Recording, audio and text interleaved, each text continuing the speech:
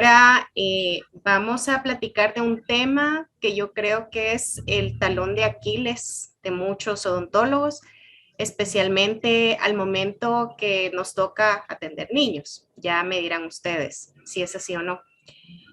Por efecto didáctico y por efecto de practicidad, se van a dividir en dos partes. Entonces, este día nos vamos bueno, me toca impartirles el tema de farmacología en odontopediatría, pero hoy especialmente vamos a hablar acerca del manejo del dolor en odontopediatría. El dolor constituye una de las causas más frecuentes en la consulta odontopediátrica y debemos saber cuáles son los fármacos que tenemos a nuestra disposición para poder mitigarlo. Perdón.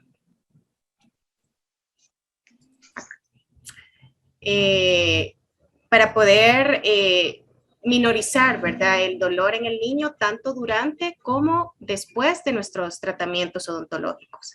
Entonces, esta primer parte la vamos a dedicar a platicar sobre los anestésicos locales en odontopediatría. Sabemos, ¿verdad? Ya ustedes, pues, quizás vamos a ver varias cosas que ya ustedes recuerdan, que ustedes ya manejan, que ya vimos en el pregrado. Hablar de farmacología, pues, es tener una vastedad de información, entonces he tratado de resumirles todo de forma muy puntual y que tengan la información necesaria de lo que vamos a ir viendo a continuación. Anestesia local es la pérdida temporal de la sensación, incluyendo dolor en una parte del cuerpo, producido por un agente aplicado tópicamente o inyectado sin disminuir el nivel de conciencia. Un gran número de las intervenciones que hacemos en la consulta implican cierto grado de dolor, por lo que está indicado el uso de los anestésicos locales. Perdón, no sé si me pueden hacer el favor de apagar sus micrófonos porque se interrumpe un poco la charla. Doctora, no sé si usted pudiera apagar los micrófonos de los participantes.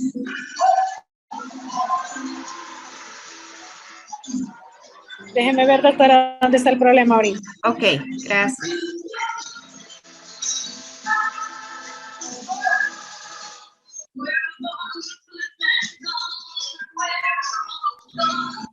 Doctor Martel.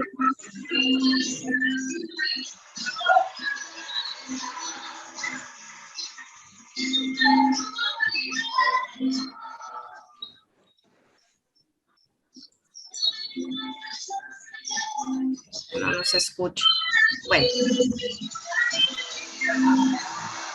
Vamos a seguir.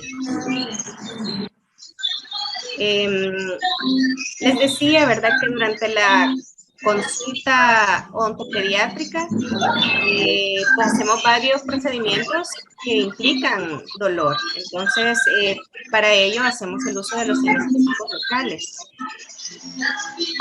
Bueno, hay muchos odontólogos que hacen esto. Doctora. Hola. Es bien chillante. No, ¿Verdad que se escucha bastante? Ajá, no se le escucha Miren, bien. ahorita voy a tratar de marcarle a él, solo que me voy a salir. Permítanme, me voy a salir y le voy a Gracias, marcar. doctora. Bueno, hacemos la esperita.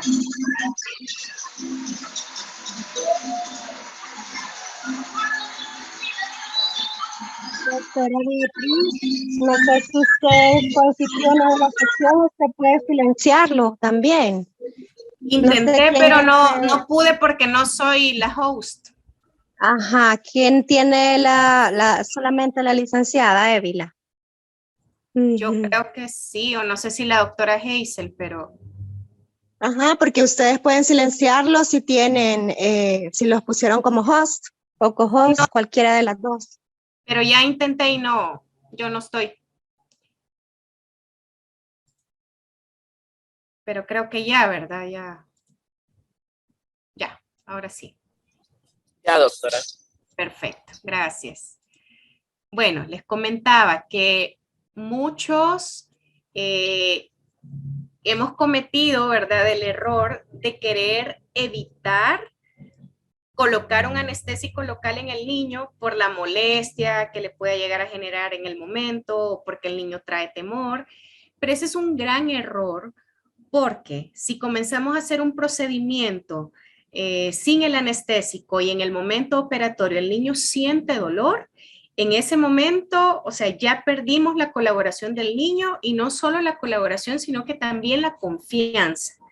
Entonces, claro, porque después de eso el niño todo lo va a ir asociando al tema del dolor, a la sensación dolorosa. Entonces, siempre hay que poner en una balanza y realmente si sabemos que hay un tratamiento, una lesión por caries o algo que está grande y que pueda generarle molestia al niño, creo que es mejor que llore un ratito, ¿verdad? Esos primeros minutos en la colocación de la anestesia, a que vaya a pasar el resto de la cita así. Entonces, debemos de procurar no cometer ese error. Los pilares básicos para el éxito en odontopediatría, pues son 3. Y una de las más importantes, ¿verdad? Es que siempre tengamos una buena técnica anestésica, un correcto procedimiento operatorio y un adecuado manejo de conducta, ¿verdad? Con ellos podemos evitar situaciones negativas frente al tratamiento odontológico.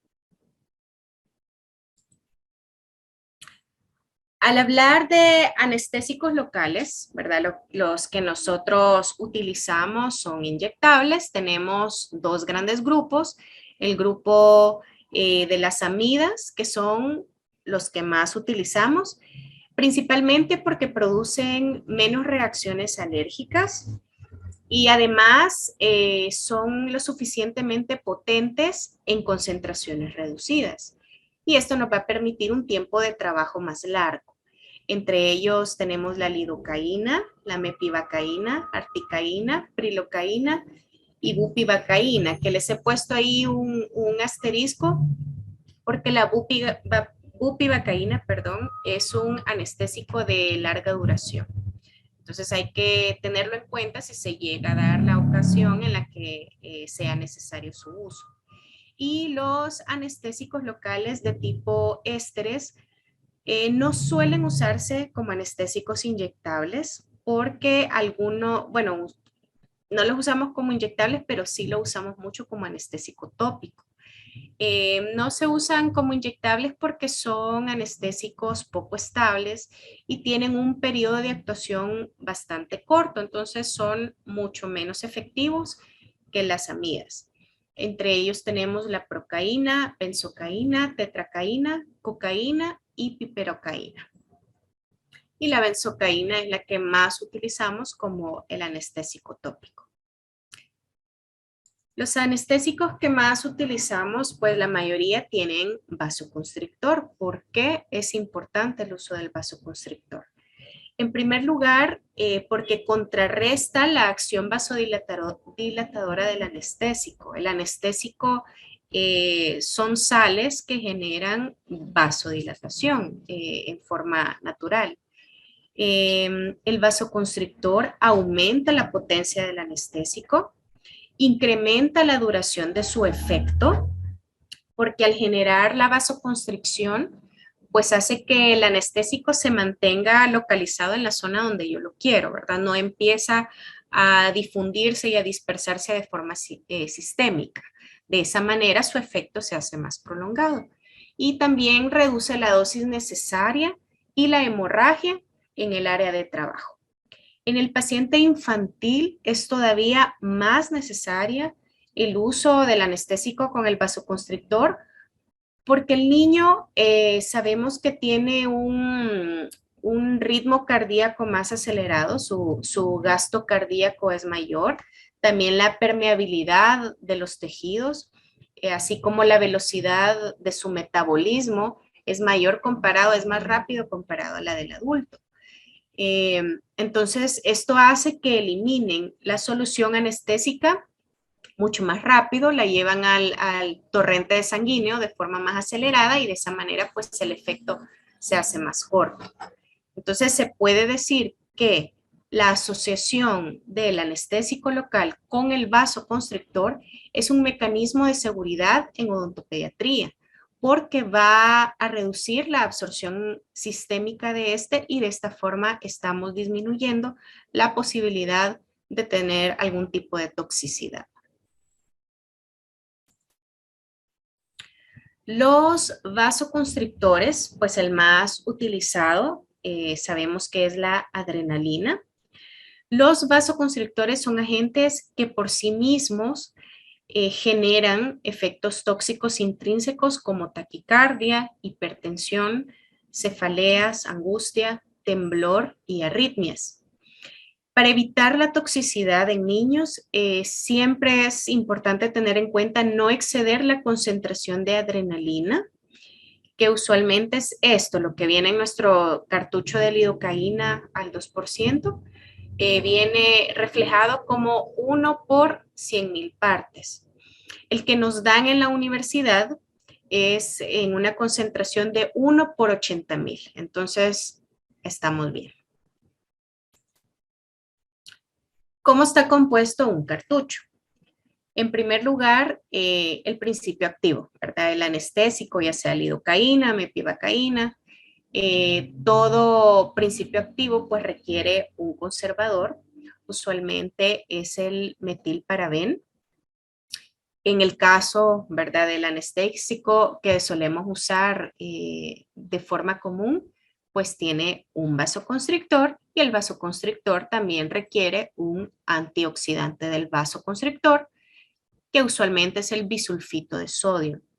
Tiene un vehículo, que es el agua destilada, y muchos contienen una burbujita de nitrógeno. No sé si primero, si ustedes ya han revisado sus cartuchos y se han fijado si está o no la burbujita. No sé si me lo pueden, si me pueden comentar.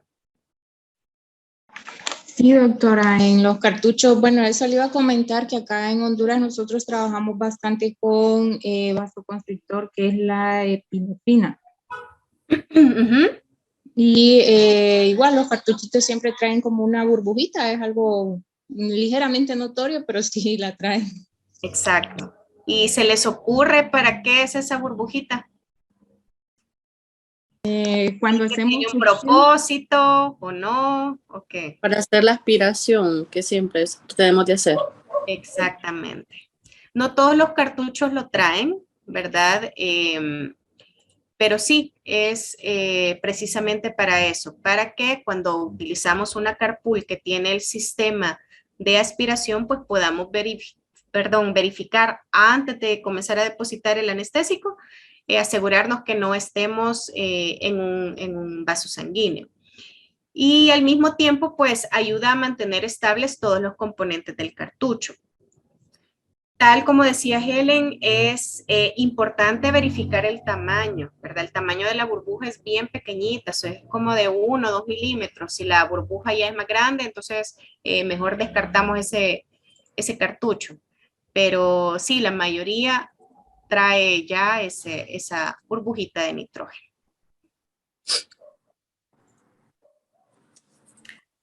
Ahora referente a las dosis. Ya existen tablas, ¿verdad?, que nos orientan de alguna forma a cuántas carpules o cuántos cartuchos podemos utilizar en el niño según su edad. Esto realmente es relativo, ¿verdad? Porque siempre nos indican que lo mejor es sacar una dosis en base a su peso, porque hoy en día hay niños que son bien grandes, bien pesados, ¿verdad? Para la edad que tienen, entonces probablemente esto sí nos pueda llegar a generar algún tipo de toxicidad, si es que yo lo tomo como referencia. Aparte, en odontopediatría, pues los procedimientos que realizamos realmente son procedimientos cortos, ¿verdad? Si un paciente llega para una pulpotomía o una extracción de algún diente de leche, no requerimos utilizar el montón de anestésico a menos que el paciente por algún motivo tenga que realizarse algún procedimiento quirúrgico, pero de lo contrario, ¿verdad? Pues sí, no solemos utilizar tanto anestésico en un solo paciente. Están estas tablas, ¿verdad?, que nos orientan con la dosis máxima según el anestésico que estemos utilizando. Como les comentaba, ¿verdad? De la lidocaína al 2% con epinefrina, que es el vasoconstrictor, es el de uso común, ¿verdad? Si algún paciente es alérgico a la lidocaína con epinefrina, pues el anestésico que se utiliza es la mepivacaína al 3%. Y aquí están, ¿verdad? En miligramos por kilogramo de peso, la dosis de cada uno de ellos. Entonces, vamos a hacer ahorita el recordatorio de cómo sacar la dosis de cartucho de anestésico. Se los he dividido en 3 pasos, ¿verdad? Para que sea más comprensible. El primer paso es determinar, quiero ver, voy a ver si puedo poner un, a ver. El primer paso es determinar la cantidad del anestésico en miligramos en cada tubito. Entonces, este valor lo vamos a sacar del cuadrito que les acabo de enseñar. Entonces, si estamos, esto se ha hecho en base a la lidocaína al 2%, que es el que usamos. ¿Perdón? Si tú quieres. Les decía que este valor es tomado del cuadrito anterior. Como estamos haciendo el ejercicio en base a la lidocaína al 2%, pues el 2% significa que son 2 gramos de lidocaína diluidos en 100 mililitros. Si fuera un anestésico al 3%, entonces en lugar de 2 gramos, yo pusiera aquí 3 gramos. Si fuera un anestésico al 4%, pues entonces van a ser 4 gramos diluidos en 100 mililitros. ¿Sí? Pero como ahorita estamos con la lidocaína al 2%, pues vamos a tomar que son 100 mililitros por 2 gramos de lidocaína. Entonces, voy a hacer las unidades más chiquitas. Entonces voy a pasar los gramos a miligramos. Sabemos que 1 gramo son 1000 miligramos y como aquí tengo 2, pues voy a tener que por 100 miligramos yo voy a tener 2000 miligramos de lidocaína. Elimino estos 2 ceros, elimino estos 2 ceros, entonces al final me queda que por 1 mililitro yo tengo 20 miligramos de lidocaína. Luego me voy a mi cartucho, ¿verdad? Para ver, porque es lo que yo quiero saber, cuánto hay en mi cartucho de anestésico y veo que su contenido total es de 1.8 mililitros. Entonces quiero saber, y aquí está la pregunta original, ¿verdad? ¿Qué cantidad de anestésico en miligramo hay en el cartucho de lidocaína? Y aquí solo desarrollo la regla de 3. 1.8 por 20 entre 1. Finalmente me va a dar que un cartucho de lidocaína tiene 36 miligramos de anestésico. Entonces ese es el paso número 1. Luego me paso a la segunda parte, que es determinar la dosis máxima según el peso del niño. Este 4.4 miligramos es la parte de la fórmula, ¿verdad? Es la constante, es lo que se nos está informando en el cuadrito que les enseñé previamente. Entonces, para la lidocaína, la fórmula es 4.4 miligramos por el peso del niño. Entonces, si mi paciente pesa 10 kilogramos, voy a hacer la multiplicación. 4.4 por 10 me da 44 miligramos. Y al final, ¿verdad? Aquí sí voy a darme cuenta de cuánto va a ser la dosis máxima de cartuchos que yo le puedo poner a mi paciente. Entonces, ¿qué tengo que hacer? Solo uno las respuestas del primer paso con el segundo paso. Entonces, si en un cartucho yo tengo 36 miligramos de lidocaína, ¿cuántos cartuchos, verdad, tengo en 44 miligramos, que es la dosis máxima de mi paciente? Hago la regla de 3, 44 por 1 entre 36, y al final me dice que la dosis máxima que yo le puedo poner a este pacientito de 10 kilos es 1.2 cartuchos, o sea, un cartucho completo y un poquitito más del siguiente.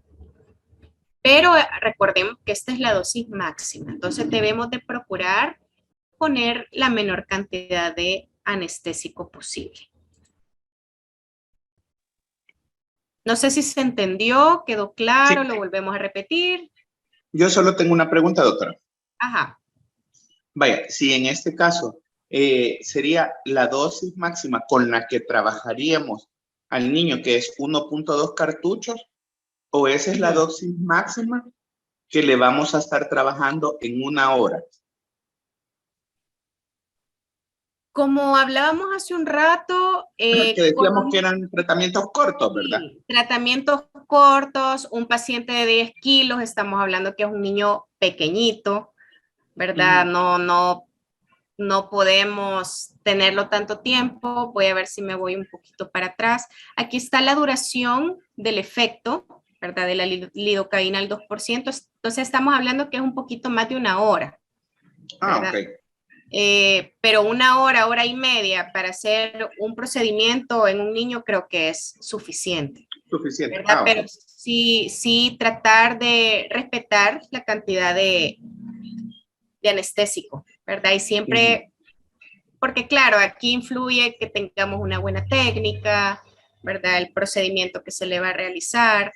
Tal vez si es un procedimiento más largo, no es conveniente usar lidocaína, sino optar por un anestésico que tenga mayor duración, ¿verdad? Gracias. Bueno. Ok. Algo importante que debemos de tener en cuenta también es que el peso máximo para calcular la dosis de anestésico es de 70 kilos. Si un paciente pesa más de 100 kilos, siempre lo vamos a calcular en base a 70 kilos para evitar nuevamente, como les digo, problemas de sobredosis o de toxicidad. Con respecto a las técnicas de anestesia, ¿verdad? Los tipos de anestésicos que tenemos, pues está la tópica o de contacto, que a muchos niños, ¿verdad? Por el sabor suele disgustarles, el tiempo de espera, ¿verdad? Para que el anestésico tópico haga efecto también puede molestarles un poco y la respuesta condicionada por parte del paciente. La finalidad del anestésico tópico pues es disminuir la sensación de molestia a la hora de insertar la aguja. Siempre hay que tener en cuenta esto, ¿verdad? El anestésico tópico solo anestesia de 2 a 3 milímetros de la superficie de la mucosa.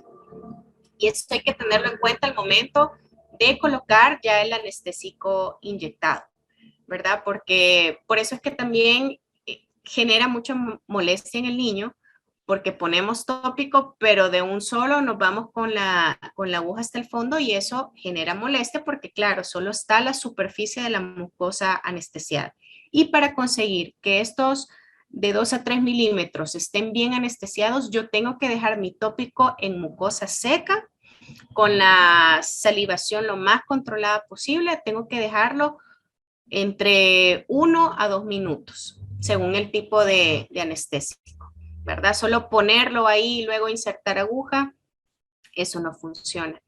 Y bueno, para los niños que ya han tenido experiencias previas con la anestesia, pues desde el momento que se les pone el tópico, pues ya saben lo que viene, ¿verdad? Entonces ya tenemos ahí una respuesta condicionada, un poco negativa por parte del niño. Los anestésicos tópicos tenemos disponibles en variedad de presentaciones, ¿verdad? Tenemos en gel, en líquido, en pomada, en aerosol.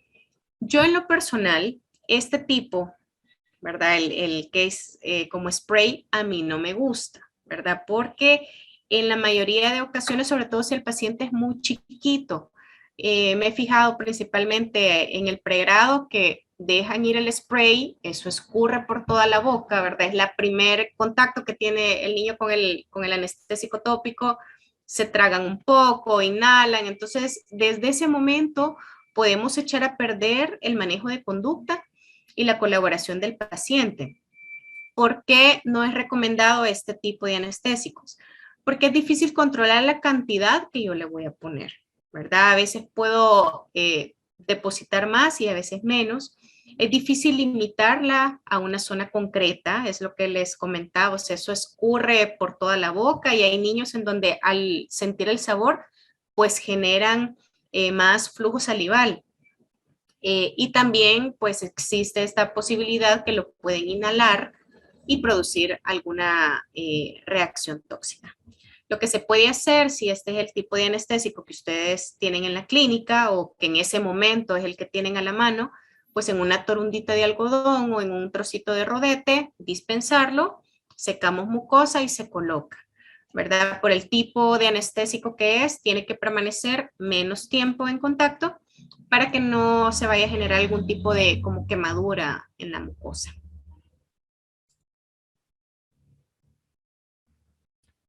Y bueno, tenemos la anestesia por inyección, ¿verdad? Aquí siempre es importante informarle al niño sobre las sensaciones, sobre el sabor, siempre emplear un lenguaje positivo, evitar las palabras que sabemos que detonan comportamientos inadecuados en el niño, ¿verdad? Un lenguaje a un nivel que el niño me comprenda según la edad del paciente. Emplear técnicas de distracción, incluso movimientos de presión, movimientos de vibración, porque eso distrae de la sensación dolora. La administración debe ser lenta, lo más lenta que el niño permita. Hay ocasiones en las que pues tenemos que actuar un poco más rápido y tener el anestésico siempre a temperatura ambiente. Y algo muy importante es que la carpule debe de mantenerse siempre fuera del campo de visión del niño, ¿verdad? Solemos cometer ese error que de repente el niño la ve y pues él ya sabe, ¿verdad? Lo que viene. Aquí no me voy a detener, ¿verdad? Son las técnicas anestésicas, las que usamos en odontopediatría. Cuando vamos a trabajar en arcada inferior, pues usamos la dentaria inferior, en superior la supraperióstica y pues tenemos otras técnicas que puede ser submucosa, intraligamentaria, intraósea, etcétera, que nos podemos valer, pero aquí no me voy a detener mucho. ¿Por qué fracasa la anestesia? En primer lugar, porque no colocamos muy bien la técnica, ¿verdad? La técnica que decidimos emplear. Cuando colocamos una inyección intramuscular, por ejemplo, en lugar de ponerla cerca de hueso, pues inclino mi aguja y lo que estoy adormeciendo, pues es el tejido blando, ¿verdad? Pero el diente no. Cuando colocamos inyección intravenosa, por eso es importante siempre realizar aspiración antes de comenzar a depositar el anestésico.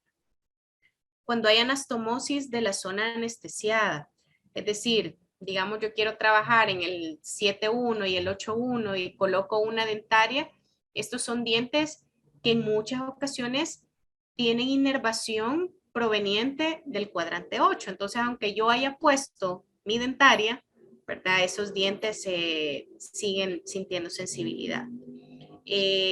Tratamiento de duración más largo, ¿verdad? Tenemos un tratamiento y es lo que le comentaba el doctor Martel en un inicio, son cosas que debemos prever, tal vez nuestro tratamiento es largo, entonces tenemos que poner especial atención en el anestésico que vamos a emplear para que su efecto pues sea mucho mayor y no nos vayamos a quedar a medio procedimiento que el niño comienza a llorar porque está comenzando a tener sensibilidad. Algo, ¿verdad? Que eso es bien relativo y es bien común, la confusión de sensaciones por parte del paciente, especialmente cuando son las primeras experiencias con el anestésico, ¿verdad?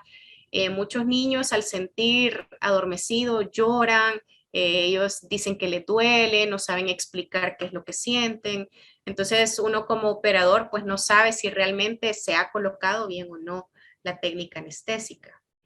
Y bueno, inyección en tejidos inflamados. Sabemos que si hay algún proceso inflamatorio o un proceso infeccioso en algún diente determinado, cambia el pH interno, entonces no deja actuar de forma efectiva el anestésico local. ¿Qué complicaciones puedo tener yo con la anestesia local? Principalmente la sobredosis. La sobredosis se debe a un exceso, ¿verdad?, del anestésico utilizado, aunque en algunos casos se puede producir porque puse mi inyección adentro de un vaso sanguíneo, aunque estuviera en la dosis adecuada, ¿verdad? Como lo mandé directamente al sistema circulatorio, pues estoy generando una sobredosis. En muchos pacientes pues se ha reportado, ¿verdad?, que pueden referir que tienen dolores de cabeza, náuseas, en algunos pacientes, ¿verdad?, como mareos, y hay pacientes, hay estudios que han referido de pacientes que han tenido incluso convulsiones, ¿verdad? Reacciones alérgicas. Usualmente las reacciones alérgicas no se deben al anestésico en sí, sino más bien a los otros componentes que trae nuestro cartucho, principalmente los preservantes, tanto el metabilsulfito como el antioxidante y el metilparabén, ¿verdad? Son los dos componentes que suelen generar reacciones alérgicas. El síncope, ¿verdad? No sé si ustedes han experimentado al poner anestesia en algún paciente que lo primero que hace es contener la respiración, ¿verdad? Entonces, claro, ahí no hay paso de oxígeno y a esto le sumamos, ¿verdad?, la ansiedad del niño, que su corazón está súper acelerado, ¿verdad? Como un mecanismo de defensa, pues su cuerpo lo que hace es que se desmaya, ¿verdad? Pierde el conocimiento. Entonces, por eso es importante explicarle al niño de entrada ante lo que se enfrenta y durante el procedimiento pedirle al niño que respire, ¿verdad? Respiraciones largas y profundas para evitar este tipo de situación. Inyección dolorosa, ¿verdad? Esto se puede deber a varias cosas. La principal es que depositamos el anestésico súper rápido, ¿verdad? La velocidad a la que se va expandiendo el anestésico dentro de los tejidos y va básicamente rompiendo, eso genera una sensación bastante molesta. O cuando colocamos, que pasamos la aguja al colocar una técnica anestésica y pasamos raspando, ¿verdad?, el periósteo, pues eso también puede llegar a generar bastante dolor. Lo mismo puede pasar, laceración de alguna arteria o vena, necrosis palatina, ¿verdad?, cuando colocamos en exceso anestésico en la parte del paladar. Y a esto, ¿verdad?, agregar algo que es muy común, que es la mordida post-anestesia. Es bien importante orientar a los papás sobre la duración del efecto del anestésico que hemos utilizado antes de retirarse del consultorio. Hoy especialmente que, pues, cuando los niños salen del consultorio, ¿verdad?, muchas veces se tienen que poner la mascarilla y los padres ni cuenta se dan hasta que llegan a la casa, ¿verdad?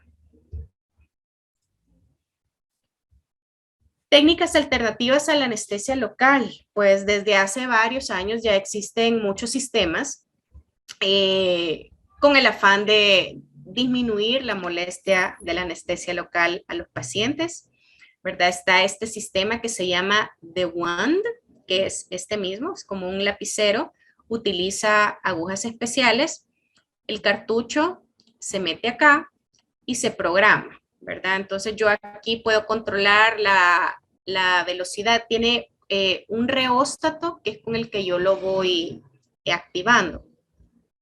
Está este, ¿verdad?, que es como el mismo, se llama Pendant,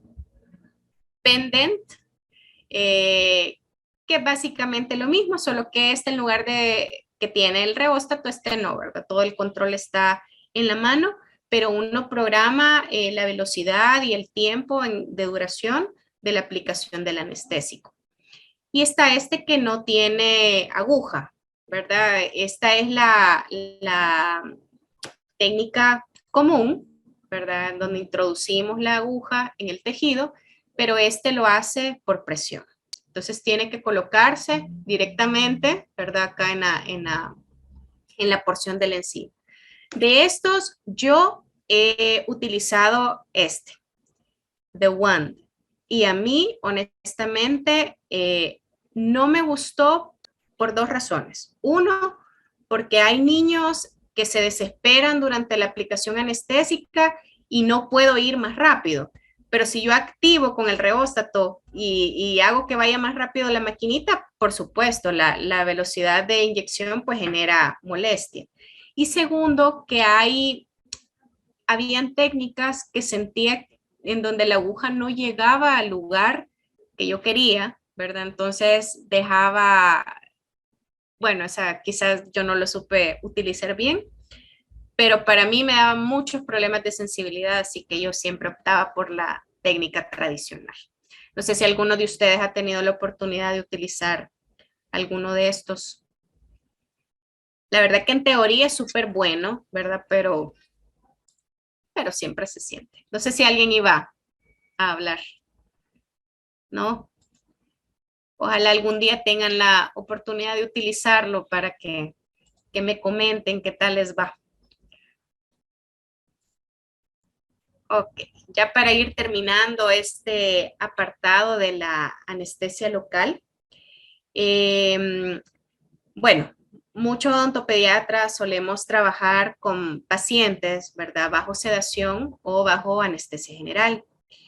Hay que tener en cuenta que tanto los anestésicos locales como los agentes sedantes deprimen el sistema nervioso central. Entonces, es recomendado que la dosis de los anestésicos se ajuste a lo mínimo, ¿verdad? Para no potencializar esa depresión del sistema nervioso central. Y está comprobado, ¿verdad?, que el uso de anestésicos locales reducen el dolor postoperatorio. También, y esto porque sí me tocó a mí verlo, es que durante la anestesia general,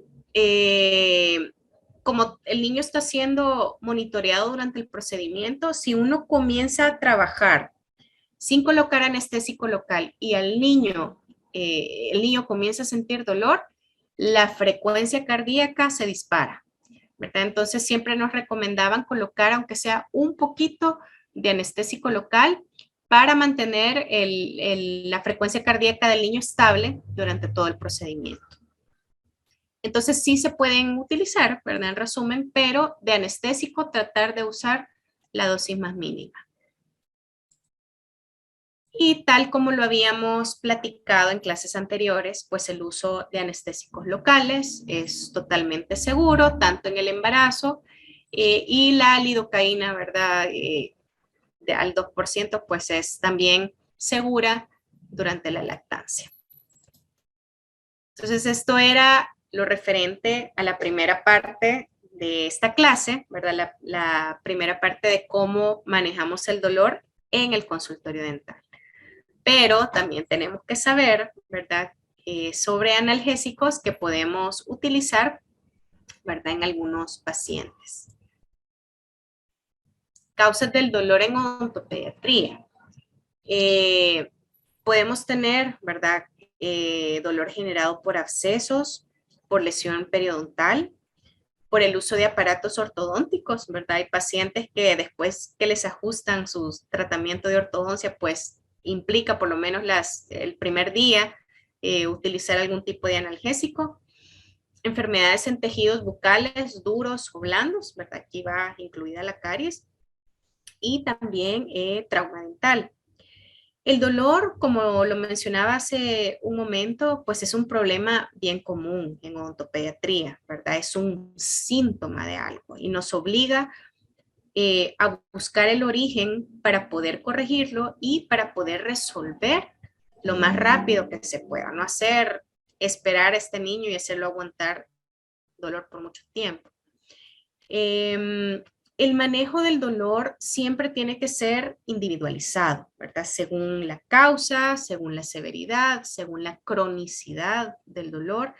Siempre tener en cuenta también el estado emocional del paciente, ya que tanto el miedo, la ansiedad, la depresión pueden hacer que el dolor se agudice aún más. Para ir entrando ya en materia respecto al manejo farmacológico del dolor, pues es importante hacer énfasis en esto. recordar al elegir un medicamento que el niño no es un adulto chiquito. Esto es súper importante que no se nos olvide.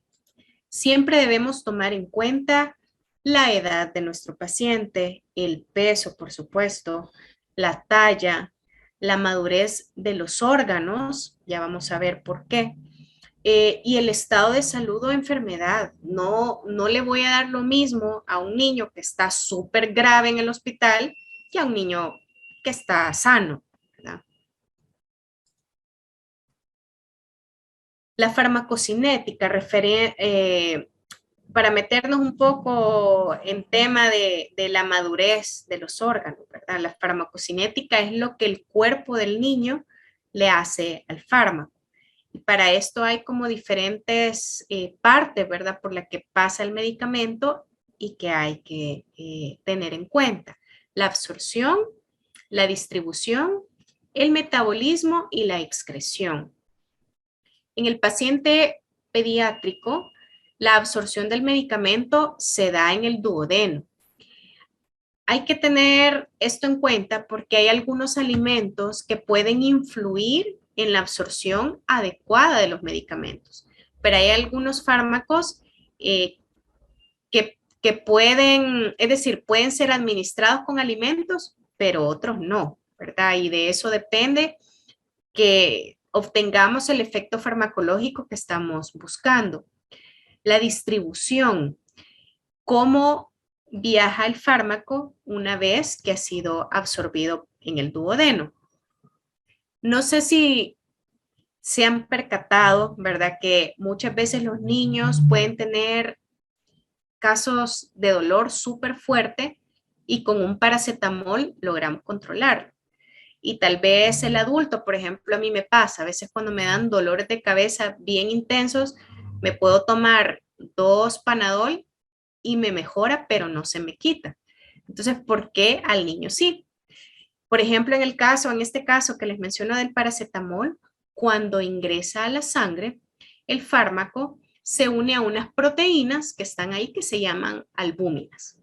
Entonces, esta unión hace que el paracetamol se queda en la sangre, pero no logra unirse con todo el fármaco. Entonces, ese fármaco que está libre, pues puede viajar por todo el torrente sanguíneo y llegar al tejido dañado, en la zona donde yo lo necesito. En niños se da esto, pero la diferencia es que el niño tiene una menor cantidad de albúmina en sangre. Entonces, el fármaco pues tiene la capacidad de poder llegar a mayor cantidad a la zona del lugar y hacer el efecto, ¿verdad? Por eso estas son cositas, ¿verdad? Que difieren entre un niño y un adulto. El metabolismo de los fármacos se da en el hígado, entonces siempre hay que tener precaución a la hora de indicar medicamentos que se metabolizan en este órgano. Por ejemplo, el diclofenac. Y este es un fármaco, el diclofenaco, que debe de evitarse antes de los 2 años, ¿verdad? Si nuestro paciente tiene 1 año, año y medio, pues tenemos que optar por otro tipo de analgésico. Y la excreción es lo mismo, ¿verdad? Se da en el riñón, entonces hay que esperar a que los órganos del niño alcancen cierto grado de madurez. Y esto se da más o menos entre los 2 y los 2 años y medio. Pero ¿qué tal si mi paciente de 1 año, ¿verdad? Tiene una infección? ¿No le voy a dar antibiótico o no le voy a dar un analgésico? Sí le vamos a dar. Pero tenemos que ser súper juiciosos y optar por dosis de moderadas a bajas. No darle en estos casos las dosis máximas porque estamos aumentando el riesgo de toxicidad. Entonces, cuando yo voy a sacar mi dosis para prescribir un medicamento, ¿qué es lo que debo saber o qué información es la que yo debo de tener? En primer lugar, tengo que saber la dosis, ¿verdad? La dosis pediátrica recomendada. En segundo lugar, la concentración del fármaco, es decir, en la presentación del medicamento que yo voy a indicar. Y por último, y el más importante, el peso del niño.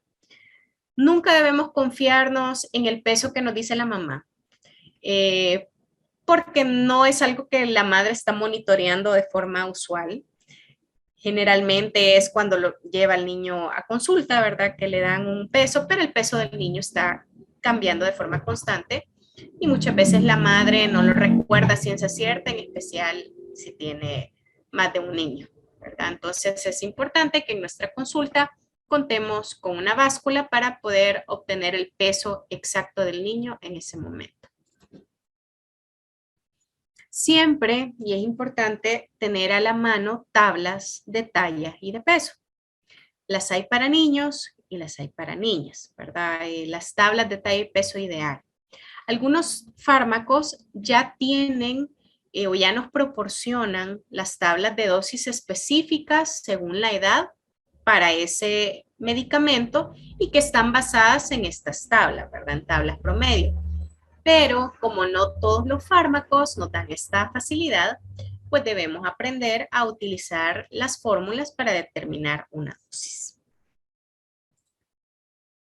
Entonces aquí fórmulas hay muchas, muchísimas. Aquí solo les menciono algunas para que las conozcan, ¿verdad? En alguna ocasión tal vez nos pueden sacar de apuro, ¿verdad? Está la fórmula de Young, que esta fórmula es la edad del niño dividida entre la edad del niño nuevamente más 12. Entonces, si estamos hablando de un pacientito de 4 años, divido 4 entre 4 más 12. Tengo 4 sobre 16 y esto al resolverlo, al hacerlo más chiquito, tengo un cuarto. Entonces, si el medicamento que yo le voy a dar es un acetaminofén, por ejemplo, que la dosis de adulto es de 500 miligramos, pues estamos hablando que a este niño de 4 años yo le voy a dar un cuarto de la dosis, o sea, 125 miligramos. Y esto lo obtengo a través de esta fórmula. Hay otra fórmula que se llama de Dilling, que es la edad del niño por la dosis del adulto entre 20. Estas son constantes, ¿verdad? Ya la fórmula es así.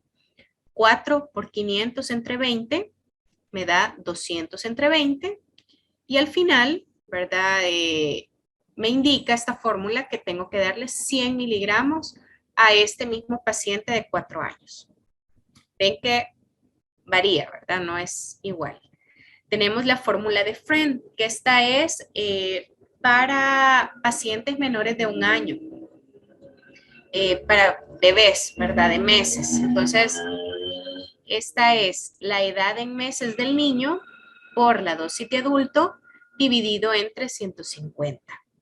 Al resolverlo me da 4.000 sobre 150 y finalmente me da el resultado de 26.6 miligramos para este pacientito de 8 meses.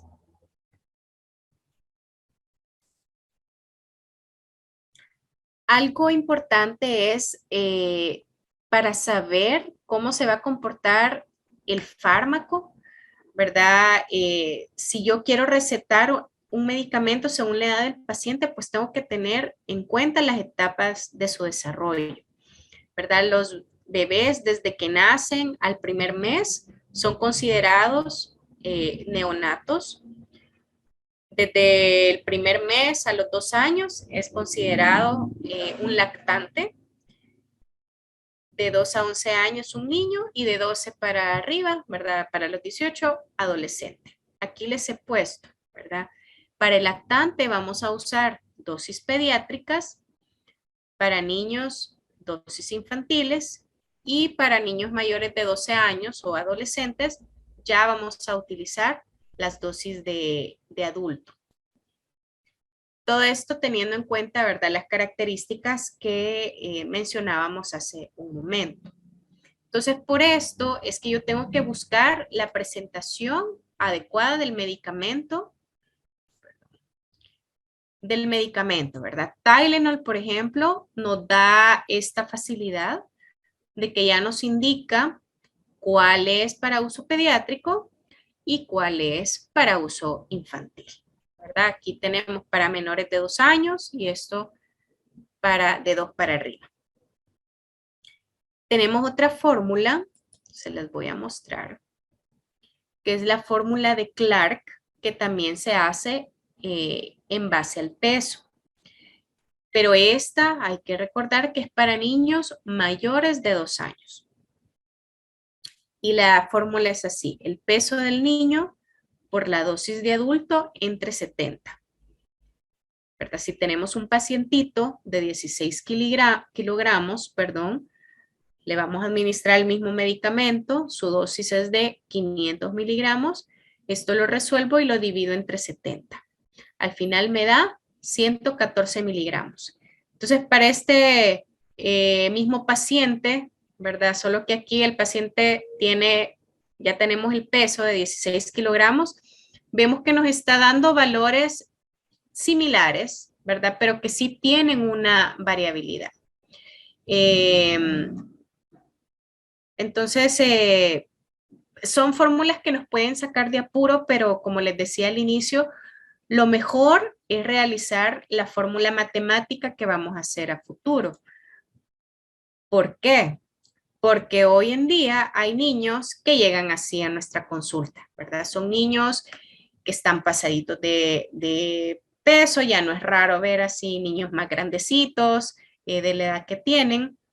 Entonces, tenemos esta fórmula para utilizar la masa corporal para sacar la dosis.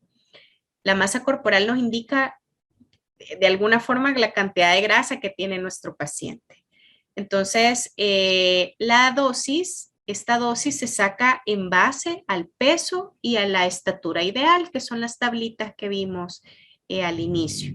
Si este paciente, ¿verdad?, tiene 16 kilogramos y tiene esta estatura, esto se representa en metros cuadrados, al resolver, ¿verdad?, toda la operación, voy a tener que el paciente, según esta fórmula, tenemos que darle 28.56 kilogramos. Pero aquí me está diciendo que lo ideal para esa edad, para este peso, perdón, que esa información yo la saco en la tablita, es de 20 a 25 kilogramos por metro cuadrado.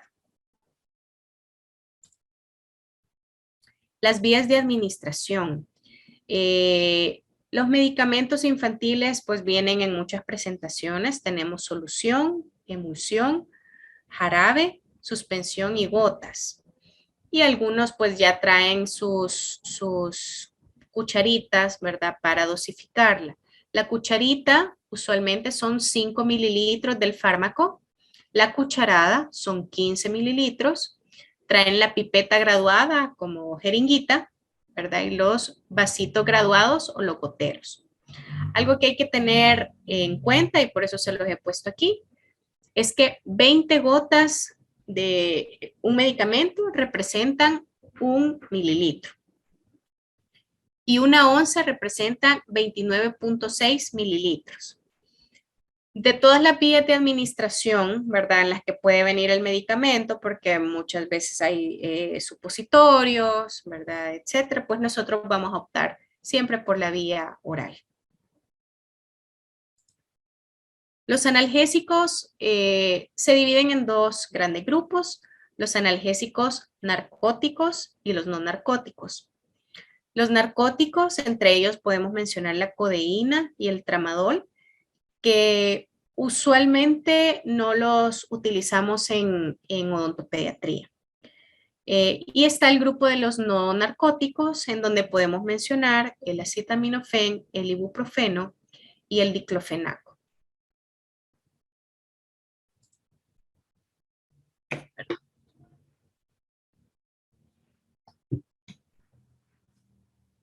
Con respecto al acetaminofén, pues estamos hablando del mismo paracetamol.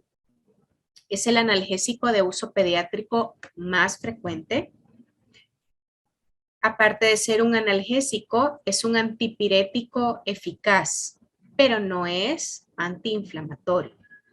Este analgésico lo indicamos para dolor leve a moderado. Tiene varias formas de presentación, ¿verdad? Vienen en jarabe, tableta masticable, cápsulas, supositorios, inyectables, etc. Y Usualmente lo administramos cada 4 a 6 horas. Importante tener en cuenta de no sobrepasar los 75 miligramos por kilogramo de peso cada 24 horas. Entonces aquí se los he puesto. La dosis recomendada de acetaminofén es de 10 a 15 miligramos por kilogramo de peso cada 4 a 6 horas. Usualmente, si yo voy a optar por una dosis de 10 miligramos, lo indico cada 4 horas, y si opto por unos 15 miligramos, lo dejo cada 6 horas. Estas son algunas de las marcas que tenemos disponibles aquí en el país. La mayoría pues viene en presentación de 120 miligramos por 5 mililitros. Y las tenemos, ¿verdad? Aquí son las más comunes en suspensión y en gotas.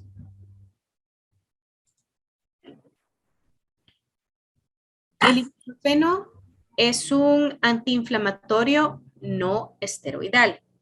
Pertenece al grupo de los derivados del ácido propiónico, es decir, a todo el grupo de los naproxeno, todo lo que termina en eno, naproxeno, ketoprofeno, dexketoprofeno, etc. Este es un analgésico, es antipirético y es un antiinflamatorio. Y está indicado también para dolor de leve a moderado. A diferencia del acetaminofén, se indica cada 6 a 8 horas y no sobrepasar los 40 miligramos por kilogramo de peso cada 24 horas. Al ser un antiinflamatorio no esteroidal, como su nombre lo indica, ¿verdad? Va a ayudar a bajar la inflamación, además de ayudarnos a controlar el dolor en el paciente.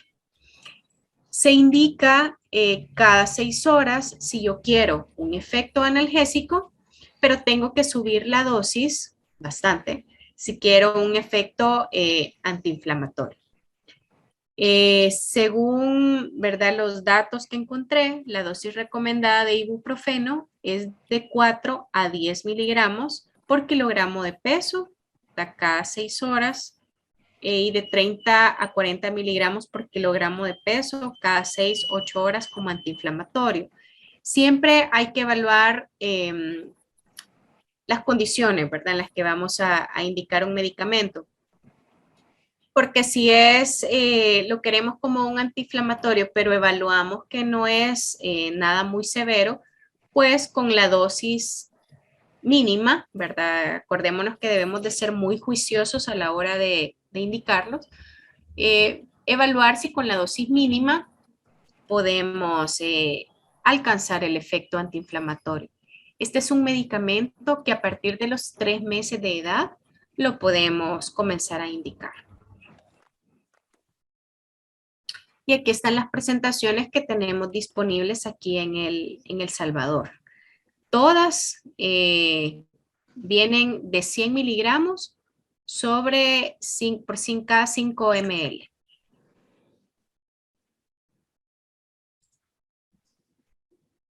Y el diclofenaco es un antiinflamatorio que posee también propiedades analgésicas y antipiréticas. Es importante tener en cuenta que este tipo de medicamento no puede combinarse con otro antiinflamatorio al mismo tiempo. El problema con el diclofenaco también es que nos puede generar efectos adversos, especialmente a nivel gastrointestinal. Por eso es muy importante la historia clínica, ¿verdad? Antes de recetar un medicamento, no debe de utilizarse en pacientes con úlceras gástricas o úlceras intestinales, con algún tipo de alteración hepática o con alteraciones de coagulación.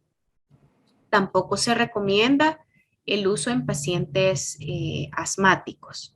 Entonces eso hay que tenerlo muy en cuenta. Este tipo de medicamento pues es más indicado para dolor muscular, dolor articular. Por ejemplo, algunos pacientes que sufren de traumatismo, ¿verdad?, en la cara, pues esta puede ser una muy buena opción.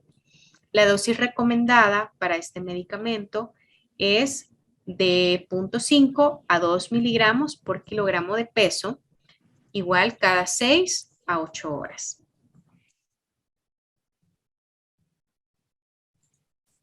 Y estas son las presentaciones con las que contamos, algunas con las que contamos aquí en nuestro país. Algo importante que se me había olvidado comentarles, especialmente en referencia a los antiinflamatorios no esteroidales, es procurar indicarlo un mínimo de 3 días, pero no sobrepasar los 5 días de uso, ¿verdad? Entonces, como les decía a un inicio, nuestro propósito, nuestro objetivo, pues es tratar de resolver el problema del niño lo más pronto posible. En pandemia, ¿verdad? Los que atendimos emergencias, pues muchas veces nos vimos en situación de tener que recetar un medicamento en lo que el pacientito llegaba a consulta. El padre de familia le daba mucho miedo salir y pues a nosotros también estar recibiendo mucha gente en el consultorio. Fue una época en la que el tema de la automedicación, ¿verdad? Se disparó por todo lo alto. Porque claro, el padre de familia suele volver a reutilizar el medicamento que en algún momento se le dio, ¿verdad? Pero siempre es importante ir orientando que son dosis que se basan en el peso, que los niños están en crecimiento, ¿verdad? Y que son dosis que deben de ir modificándose o de corroborarse cada vez que se vayan a administrar. Ahorita les di como la información general, pero ahorita vamos a aplicar el tema de las fórmulas. Vamos a aprender cómo sacar la dosis de cada uno de estos medicamentos. Entonces aquí les pongo un ejemplo. Tenemos a un niño que tiene 4 años y 1 mes. Lo pesamos en nuestra clínica y vemos que pesa 16 kilogramos.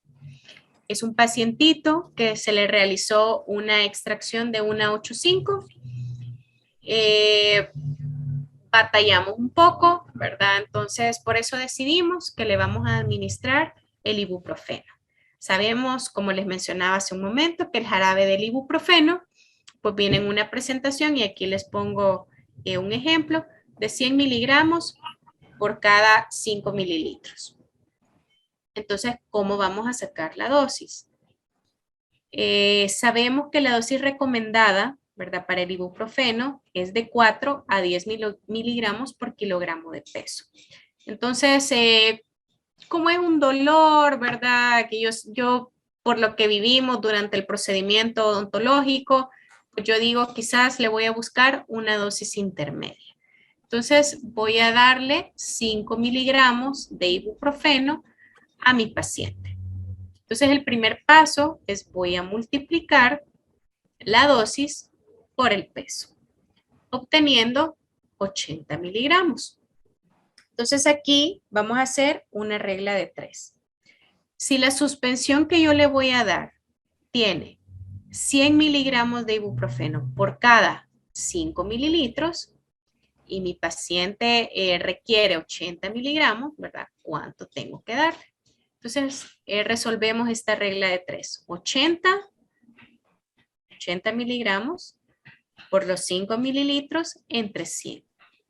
Entonces, al final el resultado me da que son 4 mililitros. Y esto se lo voy a dejar a mi paciente cada 8 horas. Como ha sido una extracción que batallamos un poco, pero tampoco es que vaya a generar tanta complicación, pues yo a la madre le digo, mire, déselo cada 8 horas por 2 días, ¿verdad? Déselo hoy y déselo mañana.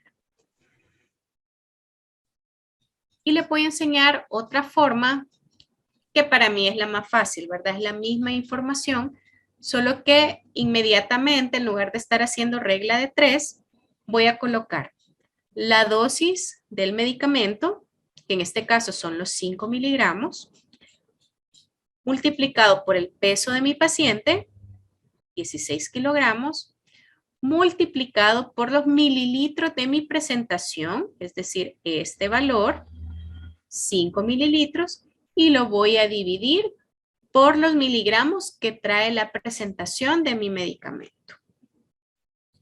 Al resolver, ¿verdad? Tengo 400, al realizar todas estas multiplicaciones, 400, lo divido entre 100 y me da los 4 mililitros.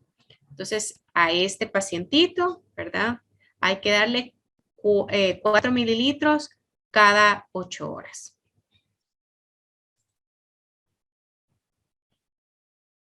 Ahora se presenta, ¿verdad? Un niño de 6 años que pesa 20 kilos y viene con dolor pulpar en la 1.6, perdón. Entonces decidimos, como el niño tiene un dolor un poco más intenso, no ha dormido, ¿verdad? Decidimos administrarle diclofenaco. El diclofenac viene en esta presentación. 9 miligramos por cada 5 mililitros de jarabe. Y aquí está la dosis, ¿verdad?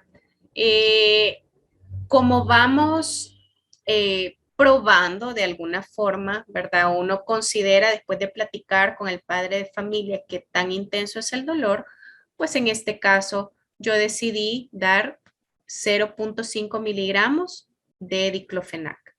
Entonces esta dosis yo la voy a multiplicar por el peso y me da 10 miligramos. Si mi suspensión tiene 9 miligramos por cada 5 ml, ¿cuánto tengo que indicar, verdad? Por 10 miligramos, ¿qué es lo que necesita mi paciente? Resuelvo la regla de 3, 10 por 5, entre 9, y me da que son 5.5 mililitros cada 8 horas por este paciente, ¿verdad? Igual, recordemos que no nos vamos a extender mucho en el tiempo de uso. Y aquí les hago el mismo ejercicio, solo que con la fórmula siento yo que es más rápida.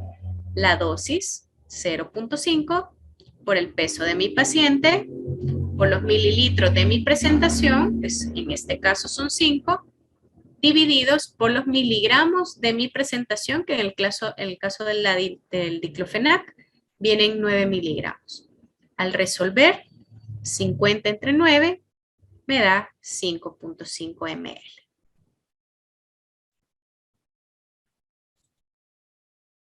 Doctora, una consulta.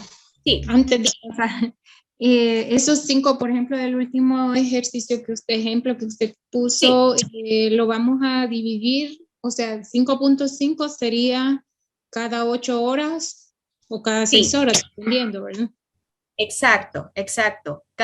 Dependiendo de la intensidad del dolor, nosotros decidimos si se lo damos entre 2 a 4 tomas al día. Algo importante es que al resolver la fórmula de analgésicos, siempre nos va a dar, el resultado va a ser la dosis que yo le voy a dar a mi paciente. O sea, esa misma dosis yo la voy a repetir, ya sea cada 6 horas, cada 8, cada 12, según lo necesita el paciente. Pero esta es la dosis de mi paciente, diferente. Y ya lo van a ver cuando veamos los antibióticos, ¿verdad? Que esa nos va a dar como resultado la dosis máxima, lo que el niño va a tomar a lo largo del día. Por eso es que eso al final yo lo divido por partes, ¿verdad? Pero cuando se habla de analgésicos, el resultado siempre representa la dosis que hay que dar.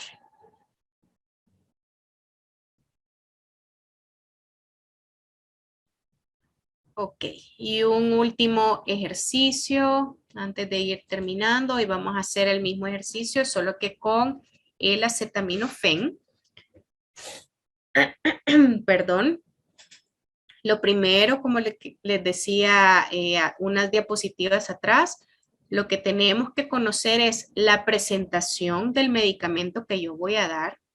En este caso, casi todos los medicamentos, por lo menos el acetaminofén que yo investigué, todo viene así, 120 miligramos cada 5 ml, ¿verdad? Pero si como constantemente están saliendo medicamentos nuevos, por eso es bueno de repente ir a la farmacia, ¿verdad? Y preguntar cuáles son los que tienen disponibles para ir actualizando esta información. Pero siempre saber la presentación de mi medicamento, el peso del paciente y la dosis. Con esos 3 elementos es que yo puedo resolver esta fórmula matemática. Entonces, en este caso, ¿verdad? Tengo un paciente con un peso de 12 kilos que está teniendo, es un paciente pequeñito, ¿verdad? Como de año, año y medio, pero que está teniendo dolor intenso por las molestias de la erupción dental.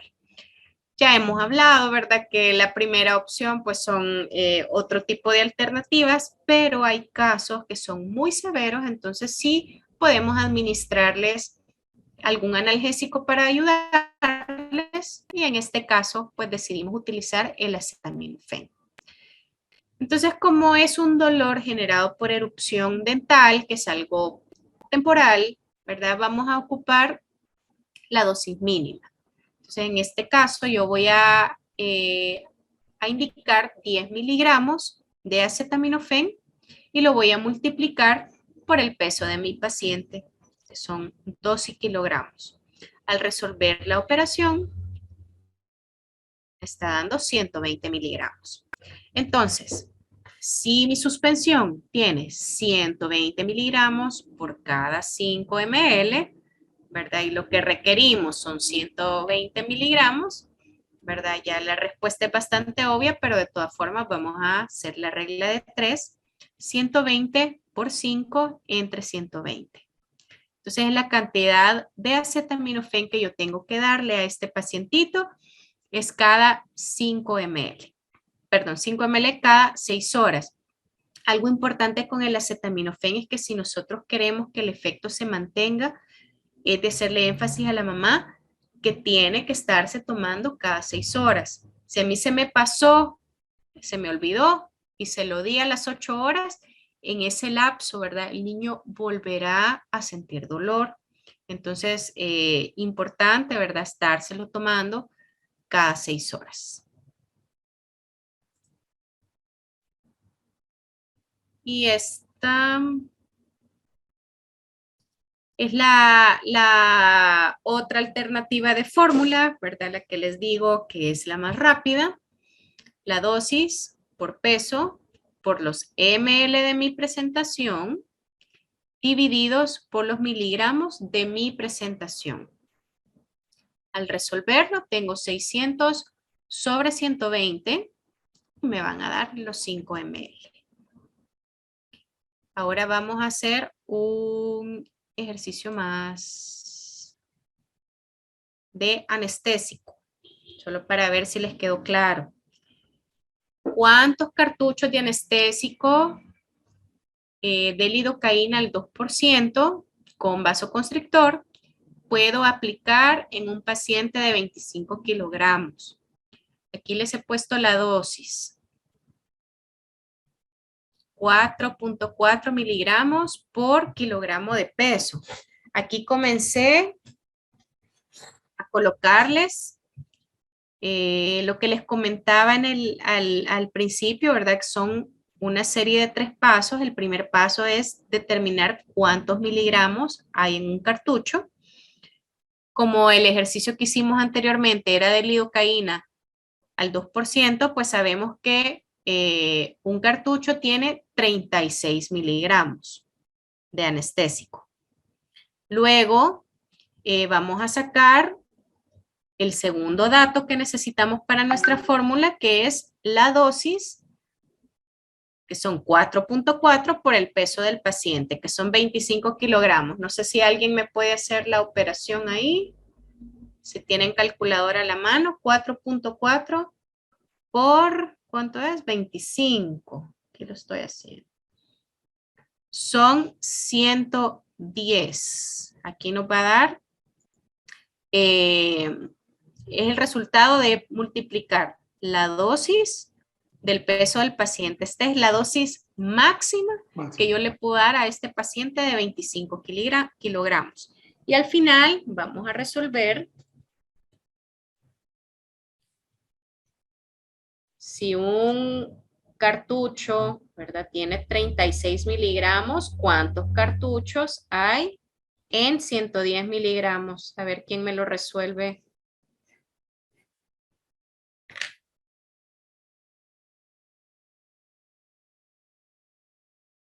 3.9 cartuchos, doctora. Exacto. Quiero ver, a mí me dio 3 3.96. A mí me dio 3 cartuchos. 110 miligramos por 1 Por es uno. 36, ¿verdad? 3.05 me dio a mí. Ay, sí, perdón. Sí, sí, sí.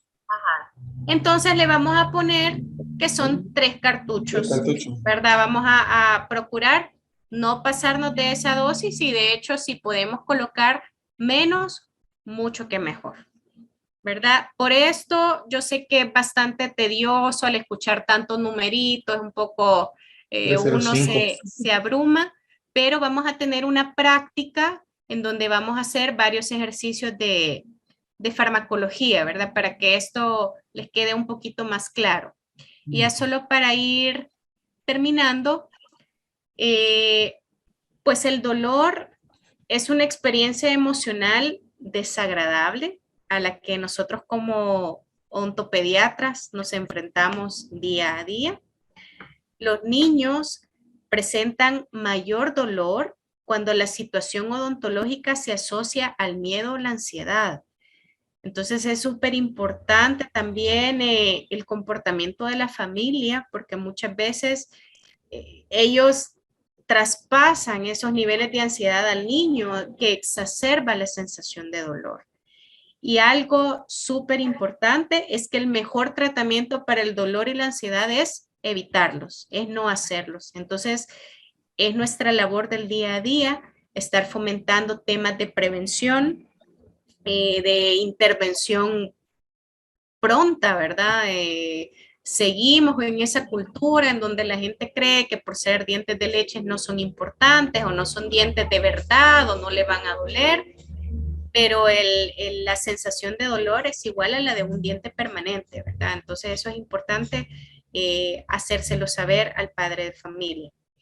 No sé si ha quedado todo claro, ¿tienen alguna duda?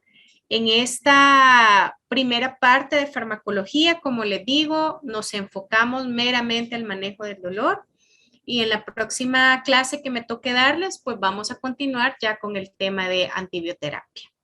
Pero la fórmula, ¿verdad? La formulación es básicamente la misma, solo es saber la dosis de cada medicamento.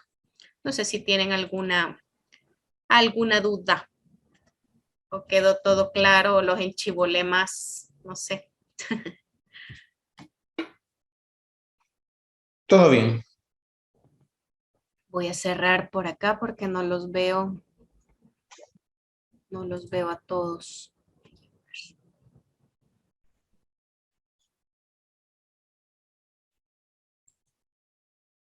Aquí está.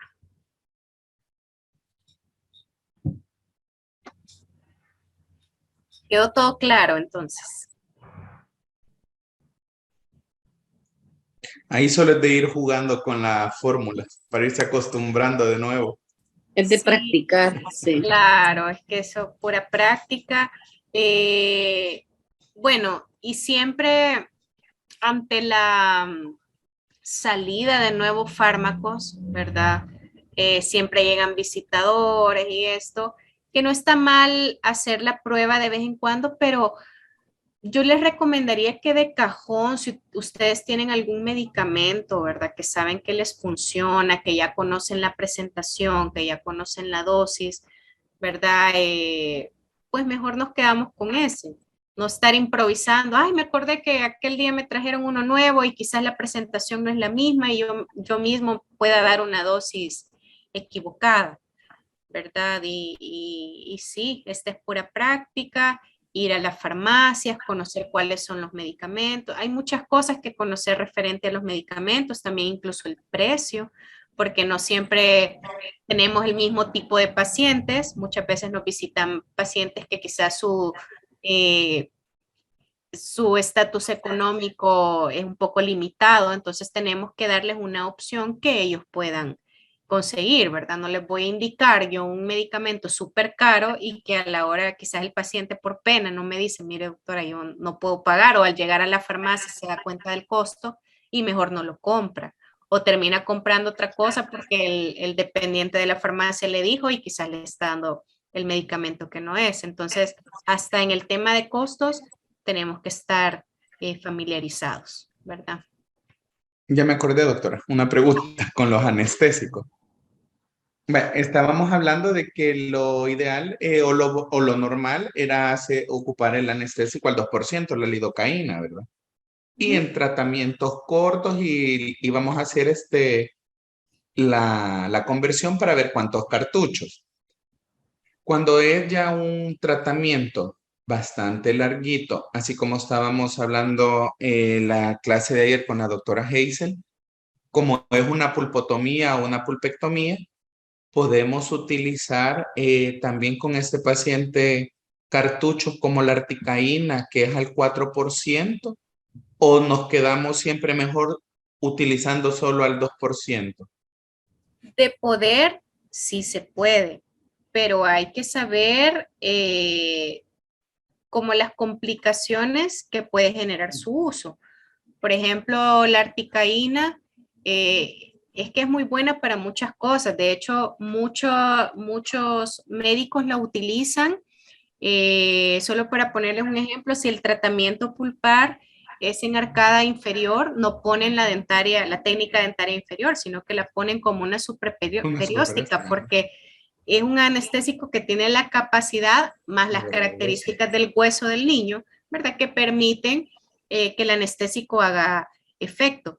Pero posterior a ello, la complicación principal son las mordidas postraumáticas, porque el niño se dura va mucho y tiempo. pasa casi que toda la tarde con los tejidos dormidos, ¿verdad? Entonces, es de poner en una balanza que nos conviene El más. uso. Pero Ajá. sí se puede, sí se puede. Ah, ok. Sí, porque cabal solo eso quería saber, porque la mayoría de nosotros, bueno, yo en mi caso, ocupo eso para mis cirugías, Claro. ¿verdad? De terceras cortales o alguna cirugía de dientes impactados. Porque yo sé que tengo más duración del efecto de adormecimiento, ¿verdad? Entonces yo sé que, y posterior a las extracciones, va a aguantar el paciente ese malestar que no se le va a hacer mucho más rápido. Pero entonces también quería saber eso si se podía utilizar con los chiquititos. Sí, sí se puede, pero El factor beneficio, ¿verdad? sí, evaluarlo totalmente. Ok, gracias. Bueno, ya no hay dudas, comentarios, experiencias. A la doctora Ana la he visto manejando todo el rato, pobrecita. No, doctora, voy de pasajera. Bueno, menos mal, yo, wow. Multitask. No. ¿Qué puede hacer? Los llevo calladitos a todos aquí para poder escuchar. Aprendiendo. Solo que la señal es muy mala, doctora. Entonces hay cositas que sí me las perdí, pero no, practicando y todo. Yo sé que sí, a la hora de hacerlo se van a dar cuenta que realmente no es tan complicado, ¿verdad? Al inicio, cuando uno está de oyente y escucha tanto número, pues es un poco complicado, sí. pero ya van a ver que lo van a dominar. Muy bien. Sí, muchas gracias, doctora. Sí, claro. Bueno, si no hay preguntas, pues damos por terminada la clase. Que tengan felices vacaciones, descansen, disfruten, vengan con las pilas bien cargadas, porque ya se nos va a venir lo bonito del diplomado, que es la parte clínica. Así que... lo más esperado. Solo nuestras colegas hondureñas que no tienen vacaciones como nosotros acá. Claro, sí. Ellas seguirán trabajando. Sí. Sí. Doctora Hazel, no sé si. No, solamente, doctora, estaba pendiente y si tenían alguna preguntita, pero si no, pues nos vemos hasta dentro de 15 días. Primero Dios. Primero Dios. Bueno, gracias. Jueves entonces. Un gusto. Sí. Felices Cuídense, vacaciones, felices colegas. vacaciones, que descansen. Gracias. Chao. Adiós.